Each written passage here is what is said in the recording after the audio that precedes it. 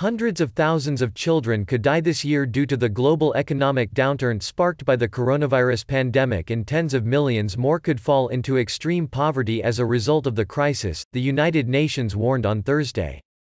The World Body also said in a risk report that nearly 369 million children across 143 countries who normally rely on school meals for a reliable source of daily nutrition have now been forced to look elsewhere. We must act now on each of these threats to our children, UN Secretary-General Antonio Guterres said. Leaders must do everything in their power to cushion the impact of the pandemic. What started as a public health emergency has snowballed into a formidable test for the global promise to leave no one behind. The new coronavirus, which causes the respiratory illness COVID-19, first emerged in the Chinese city of Wuhan late last year. So far it has infected more than 2 million people, killing some 138,000 in 213 countries and territories, according to a Reuters tally. Compared with adults, children infected with the coronavirus are less likely to have symptoms and more likely to have a mild illness, US and Chinese studies have found.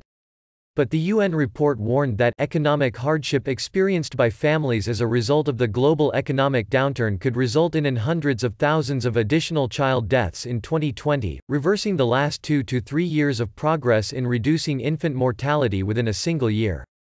With businesses shut down and more than 1 billion people told to stay home to avoid spreading the virus, the International Monetary Fund has predicted the world would this year suffer its steepest downturn since the Great Depression of the 1930s.